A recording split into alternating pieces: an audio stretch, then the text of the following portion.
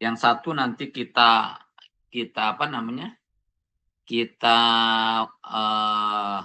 perlakukan heat treatment dan yang satunya lagi tidak, ya. Nanti kita bisa lihat, nanti kita akan lihat bagaimana, apa namanya,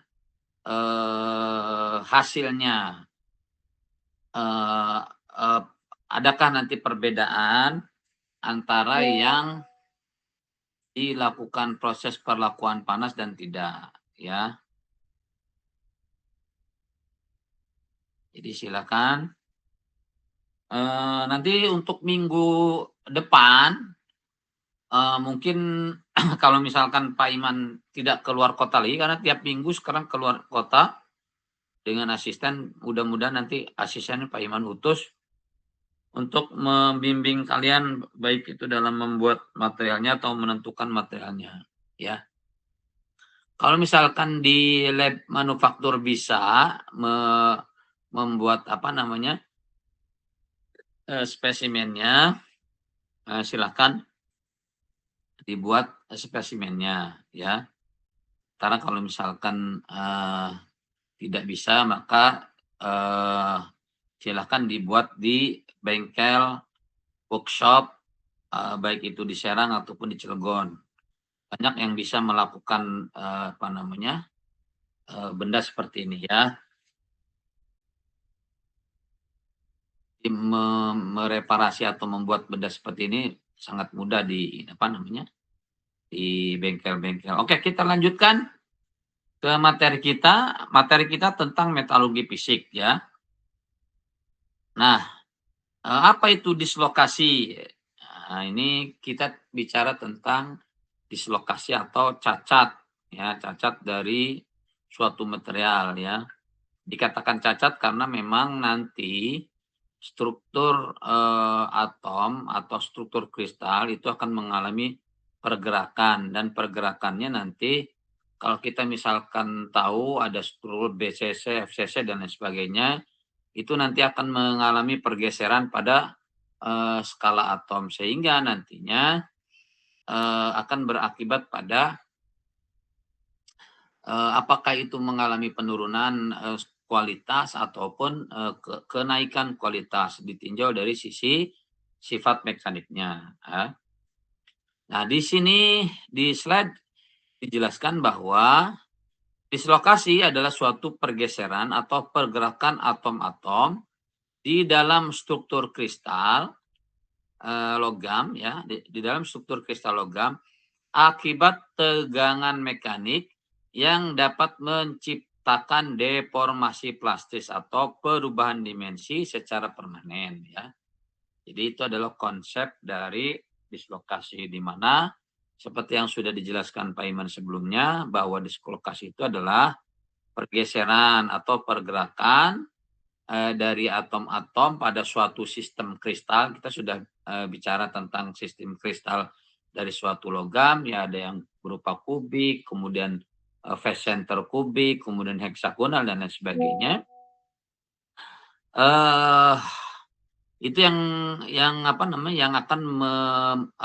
yang akan menghasilkan, eh, apa namanya, perubahan pada sifat materialnya. Jadi ada pergerakan, kemudian dari pergerakan tersebut nanti akan terjadi perubahan sifat. Kemudian, dislokasi juga dikatakan sebagai, suatu cacat ya, keterangan di bawahnya, di mana hilangnya sebaris atom pada, suatu material. Jadi, seharusnya kan berjejer gitu, namun, ketika ada, apa namanya, ada tegangan mekanik yang terjadi pada material tersebut sehingga, si atom bergeser dan bergesernya itu, apa namanya, pada kondisi, satu baris yang hilang. Jadi, satu baris hilang gitu ya pada atomnya sehingga nanti akan terjadi, kekosongan kekosongan ya. Nah ini disebut dengan, dislokasi dan dislokasi ini disebut dengan dislokasi sisi ya. Kemudian Kerapatan dislokasi dalam suatu material dapat ditingkatkan oleh deformasi plastis. Jadi kalau misalkan, apa namanya, terjadi deformasi plastis biasanya itu akan mengakibatkan terjadinya kerapatan pada dislokasi ya. Jadi, rapat rapat, dari suatu dislokasi pada suatu material itu dapat ditingkatkan ya, dapat ditingkatkan oleh deformasi plastis ya. Jadi kalau kita misalkan melakukan proses, apa namanya, eee, beban gitu, beban mekanik, kemudian si material tersebut akan mengalami deformasi ya, deformasinya ada deformasi plastis, seperti yang sudah dijelaskan dulu pada material teknik, deformasi atau dua-dua, ada deformasi elastis, kemudian ada deformasi plastis ya. Kalau deformasi elastis itu biasanya deformasi yang tidak permanen karena begitu tegangan atau beban yang bekerjanya dihilangkan maka kemudian akan kembali ke bentuk semula. Nah, kalau deformasi plastis ketika tegangan kita berikan kemudian tegangannya kita hilangkan maka si material tersebut akan berubah secara permanen. Itu yang kita katakan dengan deformasi plastis ya. Kemudian, proses di mana deformasi plastis terjadi karena adanya gerakan dislokasi yang kita sebut dengan, slip ya. Kemudian, bidang yang mengalami slip tersebut ya, kita sebut dengan bidang slip ya. Kemudian, selanjutnya dislokasi terbentuk pada, saat pembekuan material selama proses deformasi plastis dan karena tegangan termal pada proses pendinginan cepat. Sebenarnya deformasi pada suatu material secara alami ya, karena terjadi perubahan, perubahan temperatur, di mana misalkan perubahan temperaturnya sangat dingin. Kalau kita melakukan proses misalkan heat treatment kemudian kita celupkan secara pendinginan cepat, ya, maka kita katakan bahwa si material tersebut akan mengalami dislokasi.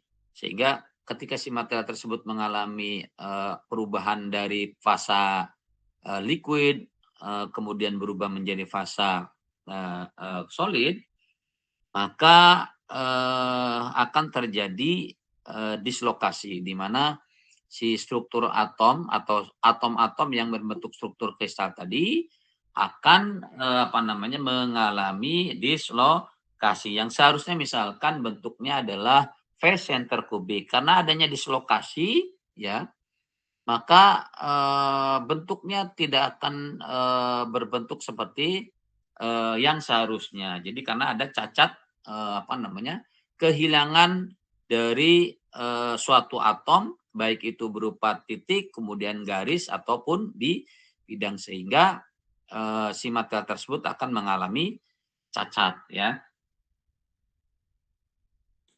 Kemudian, nah, eh, dislokasi atau cacat ini ya, ada yang berupa cacat titik yang seperti yang sudah dijelaskan oleh Pak Iman tadi ya, atau kita sebut dengan kekosongan vakansi. Kemudian juga, ada yang kita sebut dengan pengotor atau interstisi, di mana interstisi itu, ada atom lain yang mengalami, nyelip lah bahasanya ya. Nyelip misalkan ada satu kelas dengan kelas yang lain, yang satu pakai seragam merah, kemudian yang satu pakai seragam hijau. Dan salah satu misalkan yang pakai seragam hijau nyelip ke sekolah anak-anak yang pakai seragam merah misalkan. Kalau kita baris, katakanlah ilustrasinya adalah ketika baris berbaris gitu, atau upacara ada yang berseragam merah dan ada berseragam hijau. Nah, kemudian yang berseragam hijau ternyata menyisip. Nah, itu kita sebut dengan interstisi, sebetulnya bukan intersisi ya, interstisi. Kemudian dan pengotor yang bersubstitusi. Jadi cacat itu kita sebut dengan catat titik. Jadi ada satu titik kekosongan, ada juga yang namanya interstisi, di mana yang seharusnya misalkan bentuknya seperti yang sudah dijelaskan oleh Pak Iman tadi, apa namanya, kubus, kemudian ada satu atom yang nyelip, ya, maka bentuknya tidak lagi kubus karena yang satu nanti akan nyelip ke yang lainnya, ya. Itu yang kita sebut dengan catat titik. Jadi ada kekosongan titik dan ada proses interstisi, ya. Kemudian dislokasi yang lain adalah cacat garis atau dislokasi garis, di mana dislokasi garis ini ada dua. Yang pertama adalah dislokasi garis itu sendiri, kemudian yang keduanya adalah dislokasi ulir. Jadi pergeseran atomnya itu berupa ulir, ya. Kemudian yang ketiga adalah dislokasi bidang, ya. Di mana dislokasi bidang ini adalah dislokasi yang terjadi pada batas butir. Jadi kalau misalkan kalian kemarin sudah melihat apa namanya struktur mikro yang sudah apa namanya Pak Iman tampilkan, ada struktur misalkan martensit, kemudian perit, perit dan sebagainya, itu kan ada batas-batasnya. Nah, di situ kalau misalkan terjadi pergeseran pada batas butir, ya, maka kita sebut dengan cacat bidang batas butir. Kemudian yang kedua, dislokasi bidang ini adalah dislokasi bidang pada permukaan. Jadi yang terjadi adalah eh, pergeseran yang terjadi pada permukaan suatu material. Nah, kemudian yang selanjutnya adalah cacat volume atau dislokasi perubahan yang apa namanya yang terjadi yang berbentuk apa namanya menjadi suatu volume, ya. Jadi seperti itu. Nah, kemudian selain itu ada macam-macam dislokasi yang kita sebut dengan yang pertama adalah dislokasi sisi. Apa itu dislokasi sisi? Dislokasi sisi adalah dislokasi yang terjadi pada suatu sisi di mana sisi tersebut akan mengalami pergeseran dan pergeserannya mengarah pada vektor bergernya sejajar dengan tegangan geser. Nanti sebenarnya harusnya ada gambar ya. Nanti ini ada nanti di bawahnya. Kemudian yang kedua adalah dislokasi ulir, ya. Di mana dislokasi ini arah vektor bergernya tegak lurus dengan tegangan gesernya. Nah, ini seperti ini gambarnya nih, ya. Yang sebelah yang ini kita sebut dengan ini adalah mekanisme terjadinya dislokasi. Nah, kalau kalian lihat misalkan ini adalah kumpulan dari atom-atom yang membentuk satu susunan kristal, di mana si atom-atom ini akan mengalami pergeseran. Yang tadinya seperti ini, ya, yang tadinya seperti ini misalkan begitu, kemudian nanti akan mengalami pergerakan seperti ini dan akhirnya akan mengalami pergeseran seperti ini. Ini adalah mekanisme terjadinya dislokasi. Di sini di bawahnya dijelaskan dislokasi bergerak akibat adanya energi mekanik yang diberikan oleh suatu tegangan. Jadi kita misalkan kita tarik misalkan atau kita tekan atau kita pukul, ya, kita pukul, maka si material tersebut akan mengalami pergeseran. Kalau tampak misalkan kalau kita pukul suatu material dengan palu misalkan, gas, ya, kita pukul, maka secara otomatis biasanya si material tersebut kalau misalkan materialnya tidak keras, ya, maka akan meninggalkan apa namanya jejak pukulan, ya. Nah, secara makro artinya secara kasat mata, kita bisa lihat bahwa si material tersebut mengalami perubahan bentuk seperti pola pada proses pemukulannya atau kita palu. Misalkan palunya berupa bulatan, kemudian kita kita palukan pada suatu material dan akhirnya menimbulkan jejak, ya.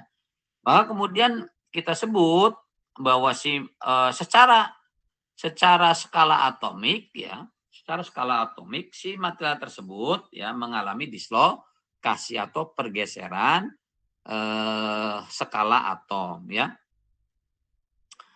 Kemudian yang kedua, arahnya sesuai dengan arah tegangan tersebut. Nah, di sini ada shear stress misalkan. Yang atasnya ini adalah shear stress, ya. Coba Pak Iman perbesar karena Pak Iman matanya kurang jelas, ya. Nah, ini adalah tegangan geser, ya. Jadi arahnya ke sana gitu. Kemudian yang ini adalah dislokasi garis karena yang ini adalah nanti dislokasinya berupa garis, jadi ini sejajar karena yang ini kan jumlahnya 1, 2, 3, 4, 5, 6, ya. Sementara yang ini jumlahnya hanya 5, 1, 2, 3, 4, 5. Dan ini kita sebut dengan dislokasi secara garis karena pada suatu garis ternyata dia ini mengalami pergeseran atau kehilangan. Nah, ini adalah sisi slipnya atau pergeserannya, ya. Di mana yang atas ini berjumlah 6 dan yang bawah ini berupa 5, ya.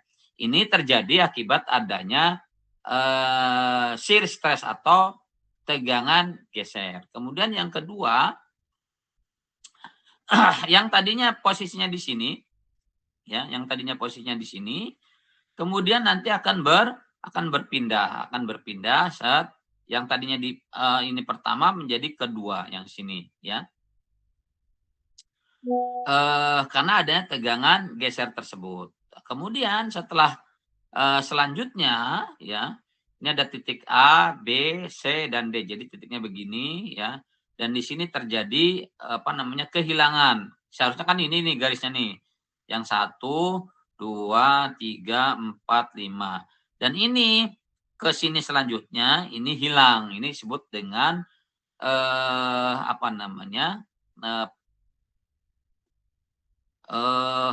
dislokasi secara garis karena ada satu garis atom yang hilang, ya. Kemudian di sini bergeser nih karena ada tegangan geser. Yang tadinya ada di posisi sini menjadi di posisi yang kedua. Selanjutnya ketika terkena tegangan geser selanjutnya ternyata semakin lama dia bergeser akhirnya secara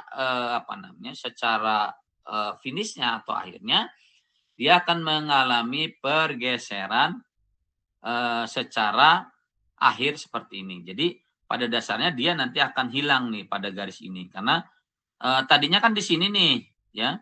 Tadinya di sini di sebelah kiri kedua, kemudian terus dia mengalami tegangan geser, ya.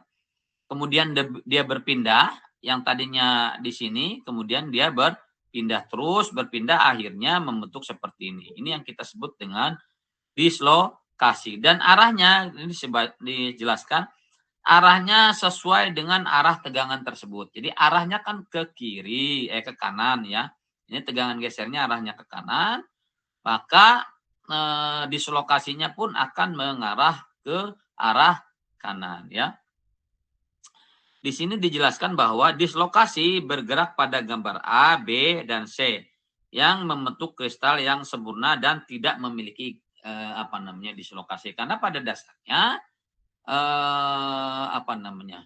susunan kristal dari suatu material itu kan baku, ya. Kalau misalkan baja itu adalah BCC, ya. Kemudian ketika misalkan terjadi pergerakan atom, ya. Ini seharusnya ini kan membentuk kristal BCC misalkan. Namun karena dia hilang satu baris ya atomnya, ya, mengalami dislokasi, kemudian karena adanya tegangan geser yang terjadi, maka kemudian dia terus mengalami pergeseran. Nah, di sini nanti ada yang kita sebut dengan unit step of sleep. Jadi di sini ada terjadi kehilangan satu baris. Yang tadinya di sini bergeser ke sini karena memang bentuknya secara sempurnanya kristal itu membentuk misalkan FCC, BCC dan lain sebagainya. Nanti dia membentuk secara alami ya, secara alami apa namanya struktur kristal pada material tersebut ya. Oke. Kemudian selanjutnya ini adalah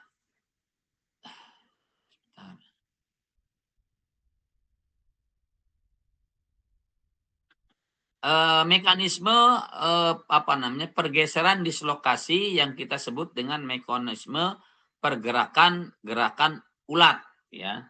Nah, kalau pergerakan ulat ya, di mana di sini ada apa namanya tegangannya ya, tegangannya. Kemudian yang di sini apa namanya tegangan ke arah kiri kanan, kemudian yang ini adalah ke arah kiri. Maka awalnya kan ada di sini ada kekosongan baris nih, yang ini juga sama ya.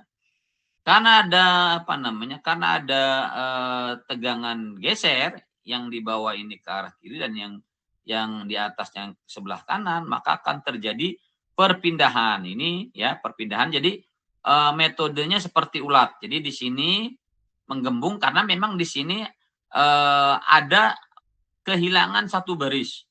Maka di sini kita anggap apa namanya? lengkungan seperti ulat. Kemudian makin lama ini arahnya makin ke tengah. Jadi ke sini set gitu ya. Kemudian makin lama makin ke ujung apa namanya pergeserannya makin lama makin ke ujung. Kemudian nanti ini akan akhirnya akan lurus. Jadi yang ini tidak ada, yang ini juga tidak ada ya. Ini disebut dengan mekanisme ulat. Di mana di bawahnya dijelaskan bahwa ulat bulu harusnya mengadakan gaya yang besar untuk memindahkan seluruh tubuhnya pada waktu yang bersamaan. Untuk itu bagian belakang tubuh akan bergerak ke depan sedikit dan membentuk punggung bukit. Jadi seperti ini ya. Kemudian tengahnya. Punggung bukit itu kemudian menyebar terus dan memindahkan ulat bulu. Jadi mekanisme terjadinya dislokasi juga sama dengan apa nama mekanisme perpindahan dari ulat bulu ya.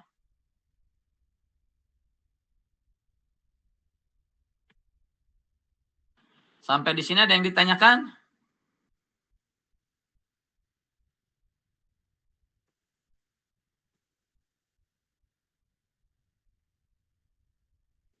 Ini harusnya. Pak, izin Pak. Ya. Saya ingin nanyain kelompok Pak.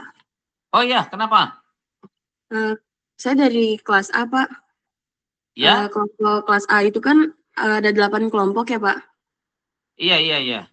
8 kelompok isinya per kelompok itu 7 atau 8 orang ya Pak? Iya boleh, silakan. Itu masing-masing kelompok ceweknya harus ada 1 atau ada berapa Pak? Soalnya kalau ceweknya ada 1 itu cuma ada 8 kelompok dan 1 lagi nggak ada kelompok ya Pak?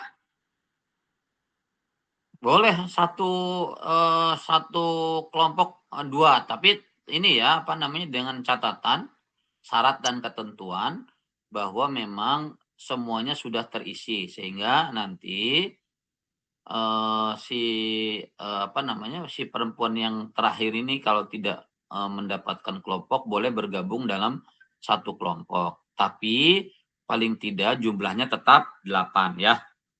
Begitu ya, Alessia Bahtiar. Halo? Alessia Bahtiar. Baik Pak.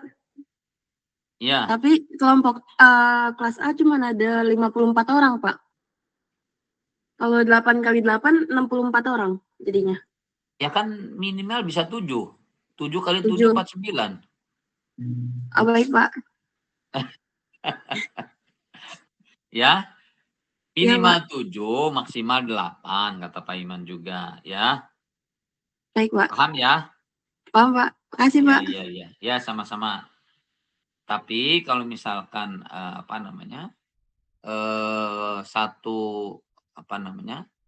Satu kelompoknya masih 7 boleh mengisi, dan kemudian kalau memang semua kelompok sudah terisi satu orang perempuan dan masih ada satu lagi misalkan perempuan, boleh dalam satu kelompok tersebut ada 2 orang perempuan. Yang pada dasarnya kan Pak Iman sudah menjelaskan apa namanya, tidak ada dalam satu kelompok itu 2 orang wanita ya. Tapi karena memang misalkan ada satu yang tidak kebagian, si perempuan tersebut boleh bergabung dalam satu kelompok yang sudah ada perempuan. Jadi syarat dan ketentuan maksudnya ya. Oke, ada lagi yang ditanyakan? Pak, Mengenai izin tanya, Pak. ya, Nah, tadi yang tentang bagian macam-macam dislokasi, nah itu kan oh pada iya, di sekolah ya dislokasi sisi dan ulir tuh ada kata vektor Burger ya, Pak. ya.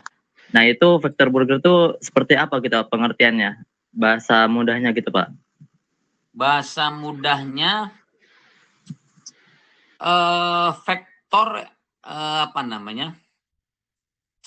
Yang bertumpuk jadi seperti ini. Nah, kalau kita lihat seperti ini, jadi ada yang bertumpuk. Jadi ada yang di sini ya.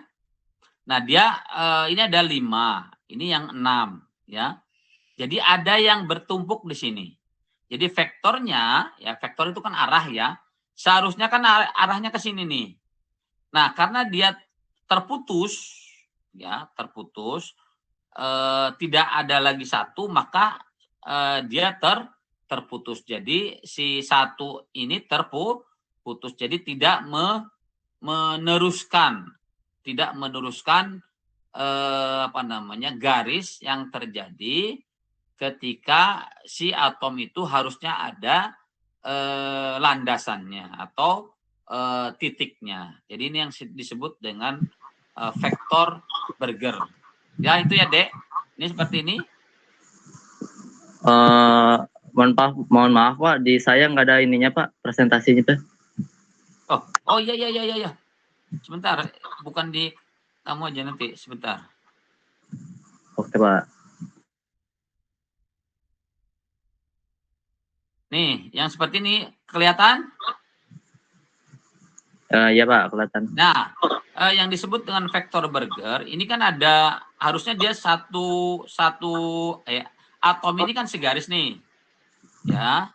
Nah, di sini ada yang terputus, dan yang ini kita tidak lanjut, ini kita sebut dengan vektor Burger, ya. Jadi arah vektornya terputus karena mengalami dislokasi atau pergeseran atau kehilangan satu garis. Jadi ini kan harusnya dilanjut nih ke sini nih.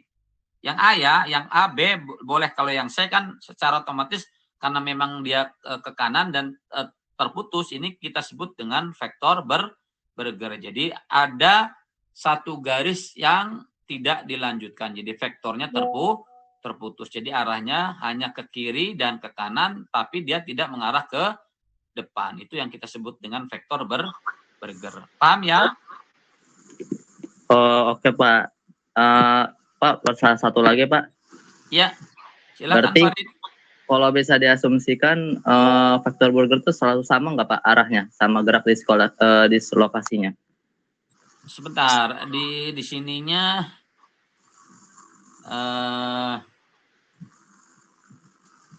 kalau kita lihat di sininya sejajar dengan tegangan geser. Iya, betul. Oh, oke, Pak. Searah dengan tegangan gesernya, ya. Jadi pergerakan vektor Burgernya jadi hanya ke kiri dan ke kanan, tergantung dari tegangan gesernya. Karena tidak ada yang ke sini nih, karena dia mengalami kehilangan satu garis. karena ada tegangan garis sana, maka vektornya mengarah searah dengan tegangannya ke arah sana, ya. Dan ini terputus karena memang ada satu garis yang hilang. Dislokasi itu kan cacat, hilang, itu banyak satu titik vakansi tadi ya, atau intersitisi, atau satu garis atau line, atau misalnya satu bidang, misalkan ini ada dua nih yang hilang, 1, 2 misalkan, bisa saja terjadi dalam suatu material, ya, dan itu membentuk satu bidang atau satu volume. Jadi hanya bukan garis saja begini, kemudian juga bukan satu garis, bisa saja satu bidang atau satu volume. Ya, seperti itu ya, Farid. Oke, terjawab Pak. Terima kasih Pak. Sama-sama. Nah, kalau kita lihat secara secara kasat matanya, kalau tadi skala atomik ya, kalau secara kasat matanya bisa kita lihat, misalkan begini, secara kasat matanya, dislokasi ini terjadi seperti ini ya. Di sini ada tegangan yang arahnya ke kanan dan ke kiri ya. Kemudian yang A, bentar Pak Iman perbesar. Yang A ini kita sebut dengan dislokasi sisi karena dia mengalami pergeseran di arah sisinya. Jadi ini misalkan ini didorong, ini bergeser, yang tadinya lurus misalkan, kemudian kita ada tegangan geser, kemudian berubah seperti ini, menjadi seperti ini ya.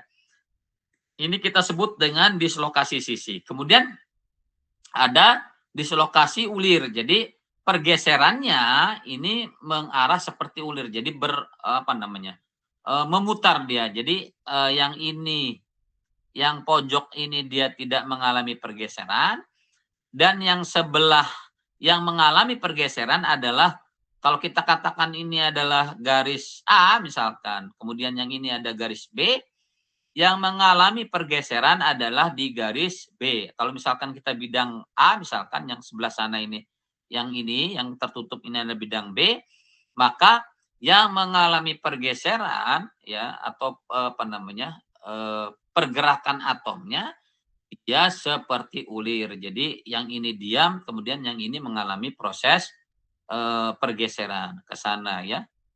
Yang ini diam, yang ini ke sana, atau yang ini ke sini kemudian ke sana. Tapi dia membentuk seperti ulir. Jadi yang ini tetap diam ya, yang bidang yang ini tetap diam. Yang bidang A ini yang mengalami pergeseran sehingga kita bentuknya seperti ulir ya.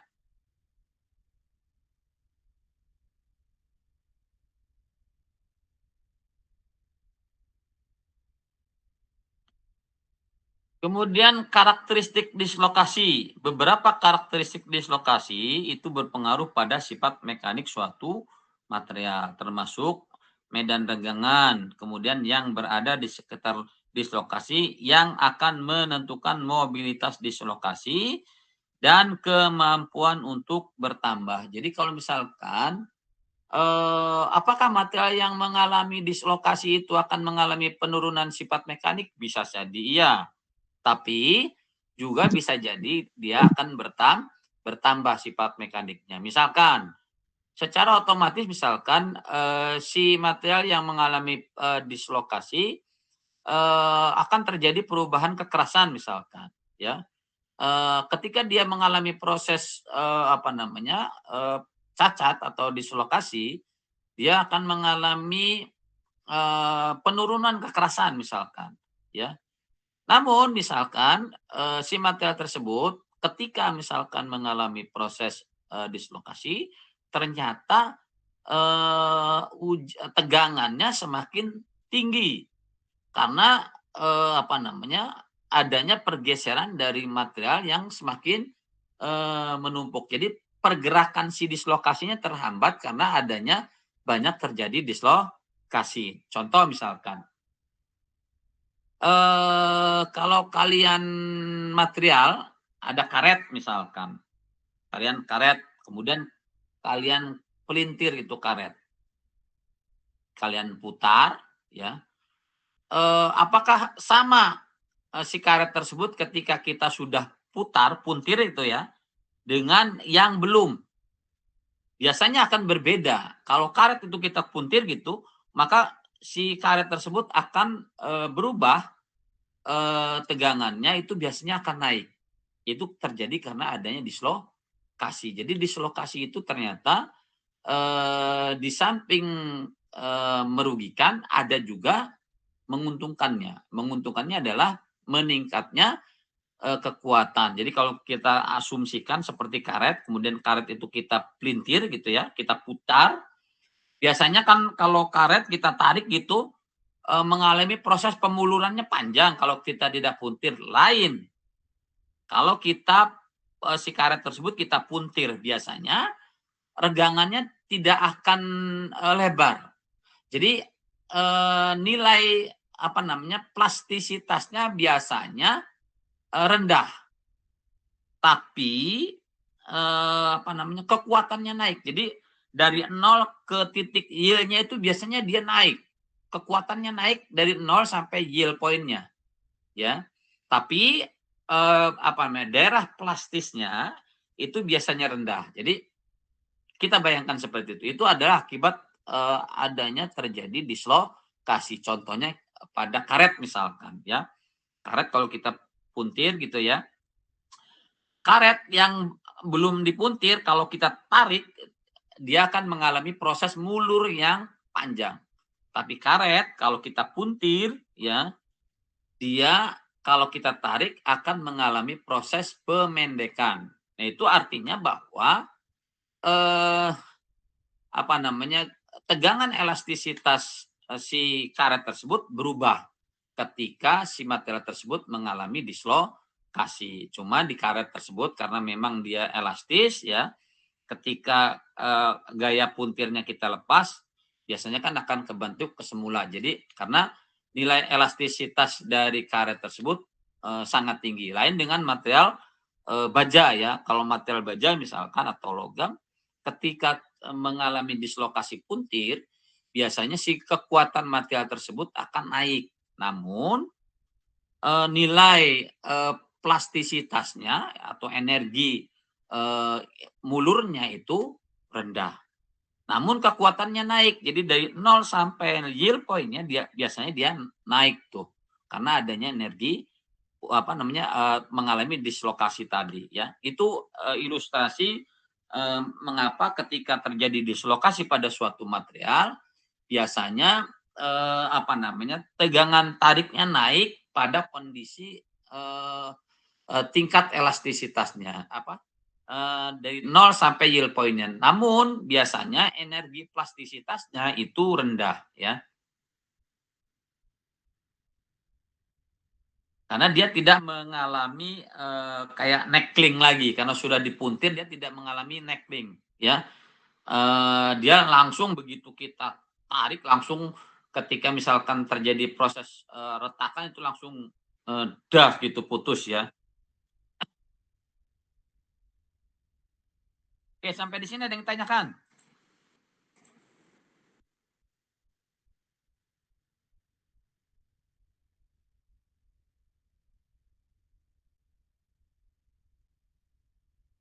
Kalau tidak ada yang ditanyakan, kita lanjutkan. Di sini dijelaskan, ini sama sebetulnya. Gambar di samping menunjukkan daerah tegangan tekan di daerah yang berwarna hijau. Dan daerah yang berwarna kuning itu daerah yang mengalami tegangan tarik. Di mana kalau ini bicara tentang apa namanya? Tentang ilmu kekuatan material, kita ada yang namanya kondisi tarik dan tekan. Ketika kita melakukan proses apa namanya? Bending atau tekuk ya. Pada material tersebut biasanya akan mengalami apa yang kita sebut dengan gaya tarik dan gaya tekan ya. Nah, di sini dijelaskan ya pada daerah yang berwarna hijau ini adalah daerah yang mengalami tegangan apa namanya, tegangan tekan, ya. Sementara di daerah yang kuning ini mengalami tegangan tarik. Ini karena akibat adanya dislokasi. Jadi pergeseran yang ini apa namanya, mengalami tegangan tekan yang ini, ya, yang hijau. Kemudian yang ini mengalami tegangan tarik. Jadi karena di sini terjadi kekosongan, satu garis ini kosong kan nih, kan tidak ada ini. Nah ini mengalami tegangan tekan. Kalau yang kuningnya ini mengalami tegangan tarik. Jadi kalau kita ilustrasikan apa namanya, proses palu misalkan, terjadi dislokasi, kehilangan atau pergeseran dislokasi pada suatu material yang ini, ya.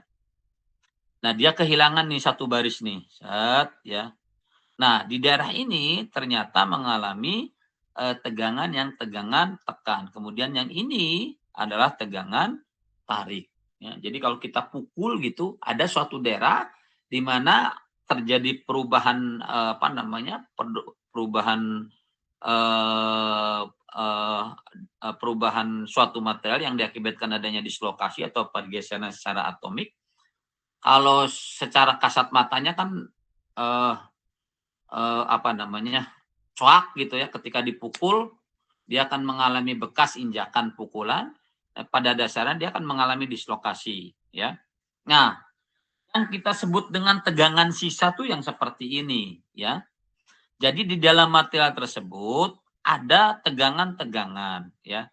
Sehingga secara keilmuan kemarin, ya, kalau kita mau menghilangkan seperti ini, ya, maka kita lakukan proses heat treatment supaya tidak ada lagi tegangan tarik, juga tidak ada lagi tegangan tekan. Jadi homogen, ya, homogen. Jadi si atomnya ini kembali normal, ya. Jadi tidak ada lagi terjadi apa namanya, pergeseran, kehilangan atom-atom, ya, yang diakibatkan oleh misalkan apa namanya, perubahan temperatur yang tinggi, kemudian kena tegangan tarik, misalkan kena tegangan tekan, kena pukulan dan lain sebagainya, ya. Dan itu akan mengakibatkan terjadinya tegangan sisa pada suatu material, di mana misalkan di sini ada tegangan yang terjadi adalah tegangan tekan, sementara yang ini adalah tegangan tarik. Ini yang terjadi dalam suatu material, ya, di dalamnya. Dan kita tidak tahu apakah material tersebut banyak mengalami tegangan sisa ataupun tidak. Sehingga jalan keluarnya, kalau kita menginginkan misalkan material itu apa namanya, kembali ke material fungsional awalnya, maka biasanya kita lakukan proses heat treatment secara apa kemarin, annealing atau normalizing, ya. Di mana fungsi dari heat treatment, annealing dan normalizing ini adalah untuk menghilangkan tegangan sisa. Nah, contoh model tegangan sisa ya seperti ini. Di dalamnya ini ada tegangan tekan, ada tegangan tarik, ya. Dan itu akan mengakibatkan apa namanya, material tersebut tidak seragam. Jadi kalau ada tegangan dari luar bekerja, kemudian si material tersebut apa namanya, menahan tegangan yang berasal dari luar tersebut, kemudian ada mekanisme seperti itu, biasanya tidak seimbang dan nantinya akan mengalami failure atau kegagalan, ya. Sampai di sini ada yang tanyakan?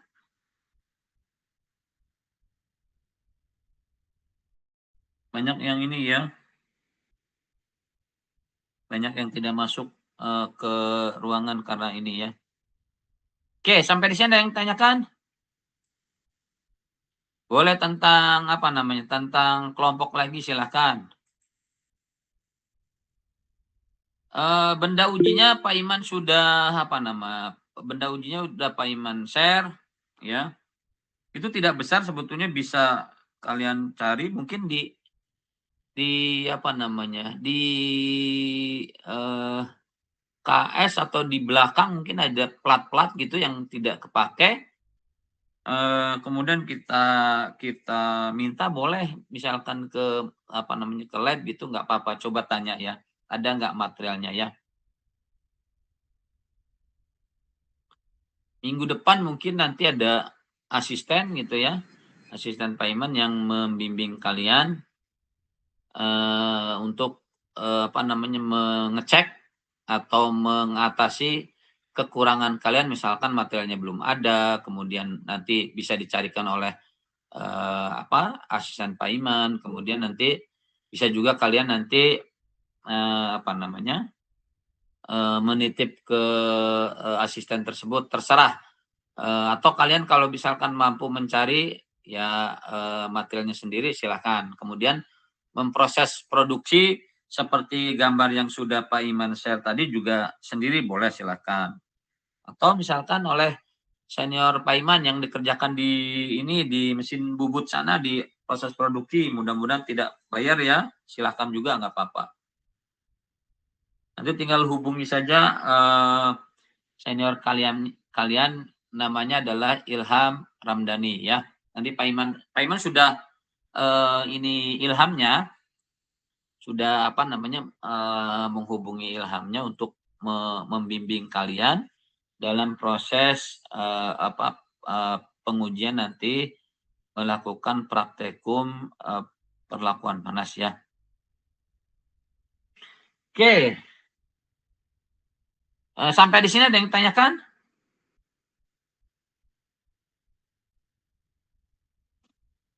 Ini ada dua ya.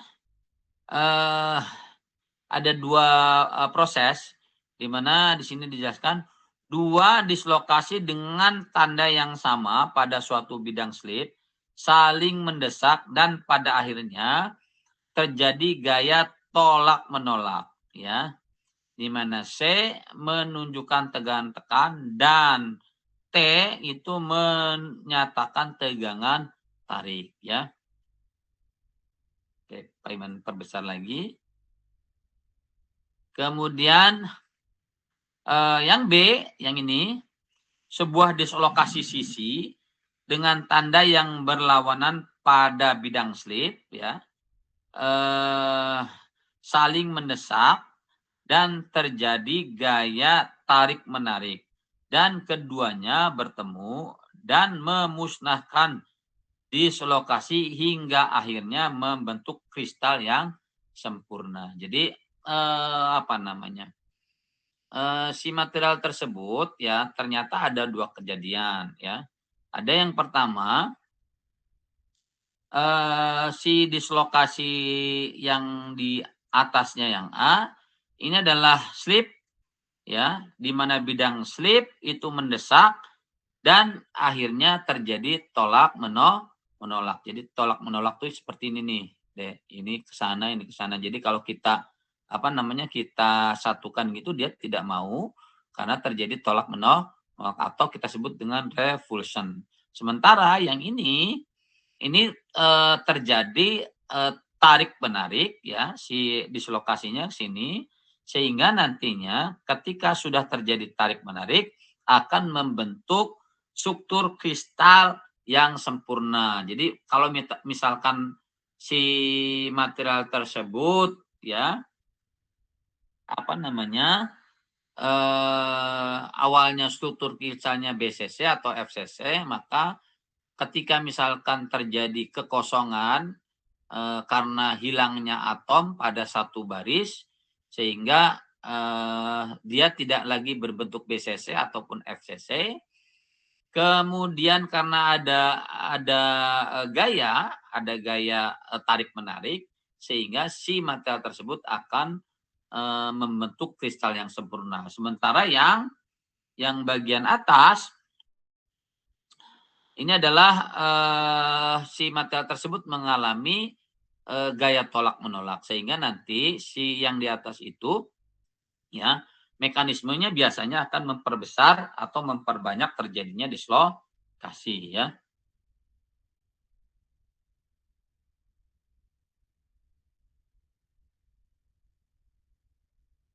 Kemudian di sini sistem slip.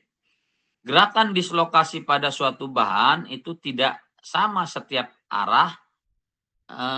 Ada bidang yang disukai atau prevalent atau prevalent untuk terjadinya gerakan dislokasi. Kemudian bidang ini disebut dengan bidang slip, sedangkan arah gerakan disebut dengan arah slip. Gabungan dari keduanya disebut dengan sistem slip ya. Kemudian sistem slip itu tergantung pada struktur kristal logam ya. Kemudian slip terjadi bidang yang terpadat ya. Jadi terjadinya slip itu biasanya terjadi pada bidang yang terpadat. Kemudian pada struktur kristal FCC atau Phase Center Cubic, sistem slip terjadi pada bidang kisi-kisi itu pada 111 dan arahnya adalah 110. Aduh, Pak Iman ini kalau tidak salah ini sistem kisi pada material belum Pak Iman jelaskan ya. Pada bidang pada sistem kisi yang menunjukkan arah 111 atau 110 ya. Oke. Nah, jadi seperti ini ya. Jadi sistem slipnya ini kita sebut dengan bidang 111. Ini maksudnya ini kubus misalkan. Kalau ini ke sini ini 1. Kalau setengah ya, setengah tuh ke sini misalkan ya. Kalau ke sini 111 ini kisi-kisinya adalah 111. Sementara ya, kalau misalkan di bagian B-nya ya, sebentar. Kalau di bagian A ya, di mana kisi-kisinya adalah 110 karena tidak pada kondisi di mana slipnya terjadi pada satu sisi ya. Jadi kalau ini kan sana 1, sini 1, ini sana. Kalau ini kan sisi-sisi permukaan namanya. Kalau yang ini adalah sisi-sisi bidang ya, kisi-kisi bidang ya. Jadi kalau kita tinjau dari sini, ini adalah bidang A, yang A ini ya adalah 111. Sementara ya untuk bidang B dari A ke dan T, coba lihat. Oh, yang ke sana ya. Ini biasanya adalah 110 ya. Dari A dari sini yang bidang yang A ini ya, yang A ini adalah 110 slip direction atau arah slipnya yang ditunjukkan oleh panah merah ini ya. Jadi membandingkan antara kemungkinan terjadinya slip sistem yang terjadi pada suatu material ya. Jadi arah kisi-kisinya itu pada A dengan 111 ini kemudian mengarah pada 110. Sementara yang pada bagian B ya, pada bagian B yang ini arahnya adalah dari 110 mengarah ke 111 mengarah ke 110 ya. Ini ada di material teknik ya, sistem kisi. Pak Iman lupa belum memberikan kayaknya sistem kisi itu ya. Ini pada materinya itu pada struktur atom dan struktur kristal ya. Kemudian sistem slip ya, pada beberapa material di mana material tersebut struktur kristalnya ada yang face center kubik, ada yang body center kubik dan heksagonal ya, dan heksagonal. Nah, sistem slipnya ini adalah 111, kemudian arah slipnya adalah 110 sehingga jumlah dari slipnya adalah 12 ya. untuk material Cu, kemudian Al, kemudian nikel, kemudian Ag dan Au atau emas ya. Sementara untuk besi, di mana besi yang sudah dijelaskan oleh Pak Iman, pada kondisi normalnya struktur kristal dari Fe atau besi ya atau baja itu adalah body center kubik, di mana struktur kisinya ya adalah 110, kemudian ini yang ditambah dengan W dan molybden. Wow, itu apa nih? Lupa Pak Iman. Unsur W ada yang tahu? W itu Mohon maaf Pak, ya, itu presentasinya mati Pak dari awal slide, materi slide. mati ya? Iya Pak. Kok nggak ngomong kalian Pak Iman dari tadi menjelaskan ya? Iya Pak. Ya ini, oke.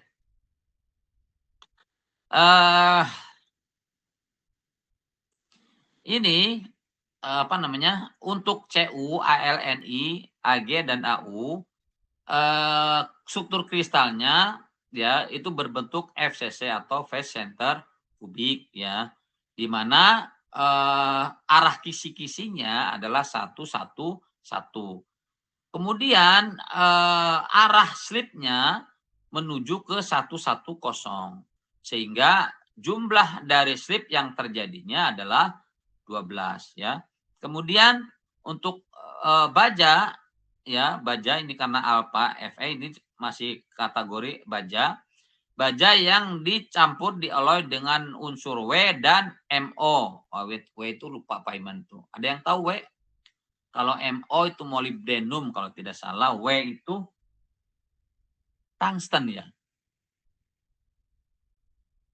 W itu tungsten ya. Nah, ditambah unsur tungsten dengan molybdenum itu struktur kristal dari baja ya itu adalah body center kubik, di mana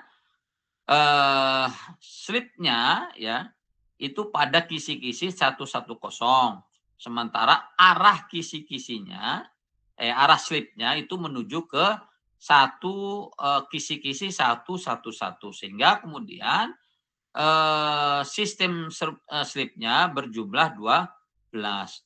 Dan begitu seterusnya, ada CD, kemudian titanium yang dicampur dengan magnesium dan Zr ya, kemudian titanium dengan magnesium ya, di mana kisi-kisi plannya itu mengarah pada ini, karena kalau ini adalah sistem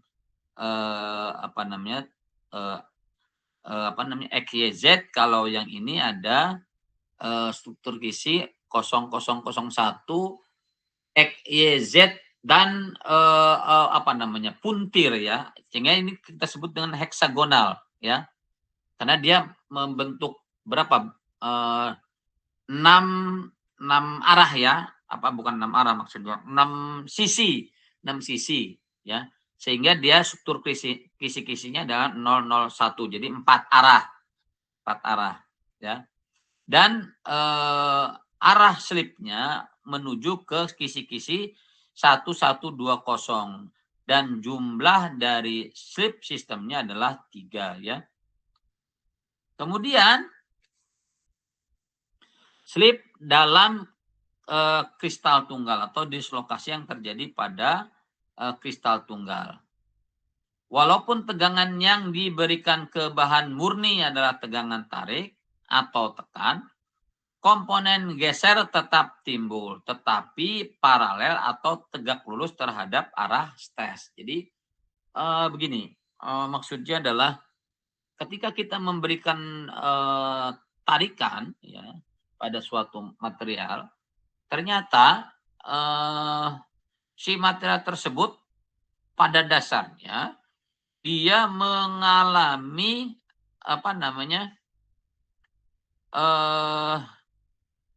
tegangan geser. Jadi kalau misalnya gini, kalau kita lihat baut, kalau kita tarik gitu ya, kita tarik, selain dia apa namanya, mengalami tegangan tarik ya. Nah, ternyata dia juga mengalami tegangan geser ya. Jadi walaupun kita tarik ternyata si material tersebut juga mengalami yang kita sebut dengan tegangan geser ya.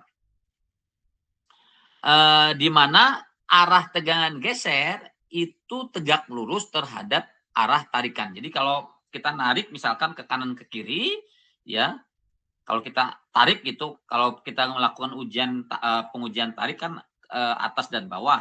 Ternyata si material tersebut ya mengalami apa namanya, tegangan geser, di mana arah tegangan gesernya adalah tegak lurus terhadap arah tegangan tarik. Berarti dia kalau arah tegangan tariknya itu adalah atas bawah ya, maka tegangan gesernya adalah kanan kiri atau horizontal ya. Jadi memang seperti itu real yang terjadi pada suatu material ya. Dan kemudian kejadian tersebut disebut dengan resolve shear stress atau tegangan geser yang bergantung pada tegangan yang diberikan ya. Jadi tegangan gesernya tersebut terjadi akibat adanya pemberian tegangan tarik yang seharusnya tegangan tarik itu kan aksial ya. Jadi tegangnya hanya aksial, ternyata dia membentuk shear atau geser ya. Terjadi tegangan geser ya. Kalau kalian apa namanya? Kalian sudah mengikuti mekanika kekuatan material dari Pak Nardi?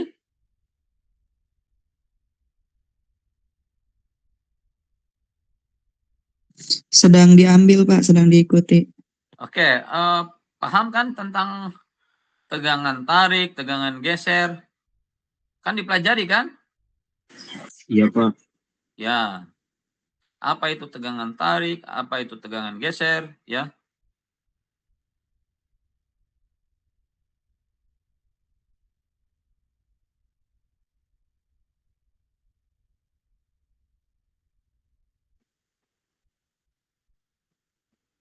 Oke.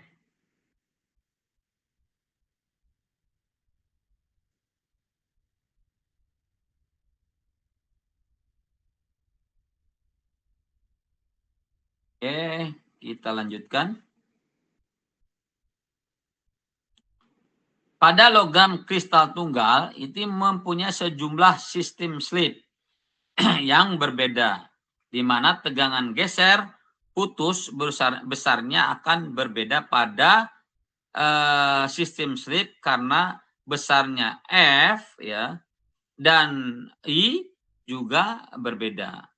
Tapi ada satu bidang yang lebih disukai untuk terjadinya slip. Ya, biasanya pada bidang yang T dan R paling besar dan disebut juga T dan R maksimal. Ini gambarnya ya seperti ini. Jadi nih kalau kita kan lakukan proses tarikan ke sana ya. Nah, ternyata si material tersebut mengalami namanya shear. Shear itu tegangan geser, ya. Nah, tegangan geser ini ternyata mempunyai nilai kita sebut dengan tegangan geser putus, ya, karena dia mengalami failure. Di mana kalau ke sana itu tegangan aksialnya, maka untuk tegangan geser putusnya itu rumusnya adalah tegangan tegangan normalnya dikalikan dengan kosinus theta kemudian dikalikan dengan kosinus alfa, di mana sudut ini disebut dengan sudut theta. Yang ini adalah sudut theta. Jadi kalau kita misalkan tarik misalkan ke sana, kemudian dia mengalami geser ke arah sana, maka kalau misalkan putusnya begini, ambil tegak lurusnya ya ini dengan ini kita arahkan ke sana, maka sudut antara tegangan geser dan tegangan lurus kemudian ditambah dengan garis tegak lurus ini kita sebut dengan arah theta. Maka rumus tegangan gesernya adalah ini ya. Jadi tegangan yang aksial ini kemudian ada slip direction atau tegangan yang shear-nya tadi, maka tegangan geser putusnya dirumuskan sebagai tegangan aksial ini dikalikan dengan kosinus theta, di mana kosinus theta-nya adalah tegak lurus terhadap ini ya, di mana ini nanti kita lihat arah patahannya. Kalau gesernya ke sana, maka kemudian ini kita ambil tegak lurusnya ke sini, sehingga nanti dapatlah sudut theta. Nah, di mana theta ini adalah sudut antara normal bidang slip dengan arah gaya. Jadi kalau misalkan ini ya, maka kemudian ini tegangan, maka tegak lurusnya ini ke sini. Ini adalah tegangan theta-nya. Kemudian tegangan ininya adalah arah sudut slip ya dengan arah gaya yang ini. Ini kita sebut dengan apa ini katanya? Lambda lah, kita katakan dengan lambda. Jadi tegangan geser putus itu rumusnya adalah tegangan aksial atau normalnya dikalikan dengan kosinus theta yang ini, kemudian dikalikan dengan kosinus lambda. Itu adalah menunjukkan besarnya tegangan geser putus ya. Jadi kalau misalkan ini kita lihat dulu putusannya, maka ketika kita lihat arahnya, maka kemudian kita cari tegak lurusnya terhadap geser ini. Kemudian kita lihat arah slipnya, di mana arah slipnya adalah tegak lurus terhadap arah geser ini, shear-nya, katakanlah shear-nya, shear stress-nya ya. Nah, untuk tegangan geser putusnya ya, rumusnya adalah ini tegangan normal aksialnya dikalikan dengan kosinus theta yang ini, di mana theta ini terbentuk dari tegangan normal, kemudian arah tegak lurus dengan arah gesernya ya, arah lurus, kemudian dikalikan juga dengan kosinus lambda, di mana kosinus lambda ini adalah sudut antara slip dan arah gini. Ini kalau misalkan ke sana arah slipnya, kemudian arah tegangan normalnya ke sana, maka lambdanya adalah ini, sudut lambdanya adalah ini ya. Kemudian tegangan geser maksimalnya itu dirumuskan dengan tegangan geser maksimal terhadap rumus tegangan aksial yang dikalikan dengan cos theta dan dikalikan dengan cos lambda ya. Sehingga tegangan geser putus atau kritis atau yield-nya ya, ini adalah dirumuskan dengan tegangan tau maksimal atau tegangan geser maksimal dibagi dengan kosinus theta dan kosinus lambda maksimal. Jadi seperti itu ya. Sampai di sini ada yang tanyakan? Hanya rumus itu ya, sederhana ya.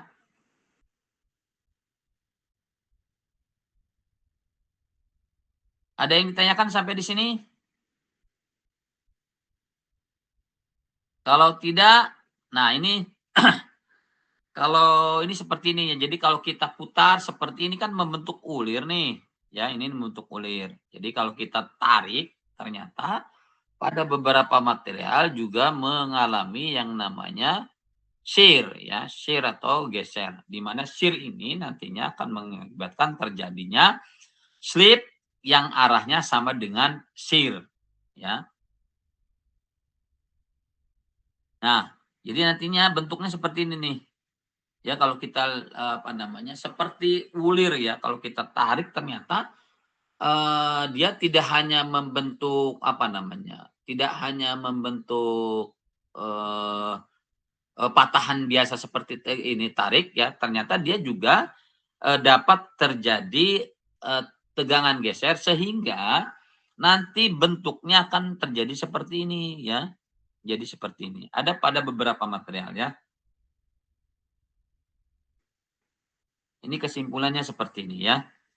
Oke, sudah selesai sampai di sini, ada yang tanyakan?